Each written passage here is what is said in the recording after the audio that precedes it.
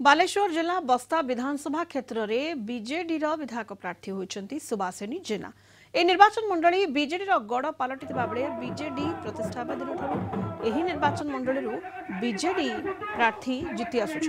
तेबे चलित निर्वाचन में बीजेडी प्रथम थर जड़े महिला प्रार्थी सुभाषिनी जेना को विधायक प्रार्थी करिछि। तेबे सुभाषिनी जेना निर्वाचन रणनीति किभଳି रही केते चैलेंज सहित बस्ता विधानसभा क्षेत्र में लड़े को से ग्रहण करुछंती एवं निर्वाचन मंडली विकास नहीं कौन लक्ष्य रखिछंती सुभाषिनी जेना सहित अधिक आलोचना करिछंती आम रिपोर्टर राधा गोविंद दास।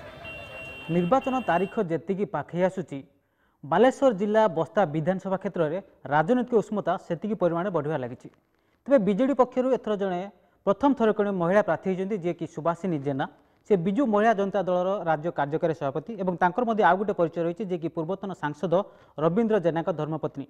तो आम सहित मैडम सुभाषिनी जेना अच्छा सहित सीधा सड़क कथा प्रथम आपको कलिंग टीवी को स्वागत करुच्ची। आपण प्रथम थरक बस्ता निर्वाचन मंडली बीजेडी आपको विधायक भाव प्रार्थी घोषणा करी आपड़ एते उत्साहित अच्छे देखुं आप निर्वाचन मंडली गस्त कर भोटर भेटुंट कि उत्साह देखुं कर्मी मान मध्य देखु माध्यम कहवा उचित मन करी जे एठी लोक माननीय प्रिय मुख्यमंत्री नवीन पट्टनायक को भल पाउछंती।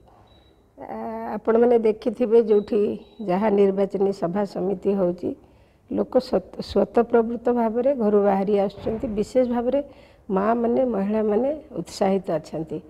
स्वाधीनता पर ठारू बस्ता निर्वाचन मंडली रे माँ को सम्मान मिली नथिला। केही एठी महिला विधायक आज पर्यंत है नहांती। प्रथम थर पई एक ऐतिहासिक पदक्षेप नहीं माननीय प्रिय मुख्यमंत्री श्रीजुक्त नवीन पट्टनायक। राजनीति क्षेत्र को आसिया पई आपन को के परिवार लोक केते सपोर्ट करछन एवं काहे आपन इच्छा राजनीति क्षेत्र प्रवेश करिया? देखंतु मु छोट बेलठू मो बापा प्रेरणा पाई आ मोर जेबेठू हेतु हेची स्कूल कैरियर रु मध्य मो लोकंग पई काम करबा को लोकंकर सुख दुख रे रहिबा को भल पाए। परवर्ती समय रे जेते बेले मोर विवाह हैला मो ससुर घर गोटे राजनीतिक परिवार विधायक पर छिड़ा होती बीजेडी बीजेपी ठिया होती रवींद्र अंडिया और कांग्रेस विजय नायक जीतवा नहीं केते आशावादी आपण अछंती? देखंतु मु सबु बेले सही कथा कहिछि बिजु जनता दल सर्वोपरि आम दलर सुप्रीमो आम दलर नेता सबु बेले विकास को प्राधान्य देइछंती। आमे लोकंग पाखकु से विकास रो धारा नहीं कि जाऊँ। सर्वोपरि बिजु स्वास्थ्य कल्याण कार्ड कहतु आमर इस्ताहार कथा कहतु जमीती माँ मान को मिशन शक्ति माँ मान को पेंशन कथा कहतु 100 यूनिट बिजुली छाड़ कथा कहतु एवं छात्रवृत्ति कहतु कि गरीब झीटीर विवाह कथा कहतु माँ मान को एसएचजी माँ मान को ऋण कथा कहतु किंबा स्वयं योजनार युवक युवती मान को 18 ରୁ 35 वर्ष भितर से ऋण छाड़ कथा कहतु सबु कथा को प्राधान्य दि जाइछि। आपण मैंने देखुथुबे समग्र ओडिशा रे लोक बिजु जनता दल को सर्वोपरि माननीय प्रिय मुख्यमंत्री नवीन पट्टनायक को भरोसा करछंती आस्था रखिछंती एवं आमे सुनिश्चित एठी बहु भोटरे विजय लाभ करिवु।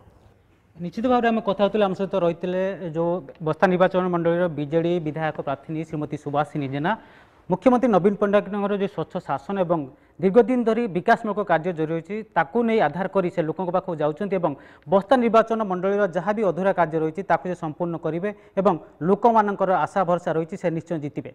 बालेश्वर जिला बस्तारू राधा गोविंद दास, कलिंग टीवी।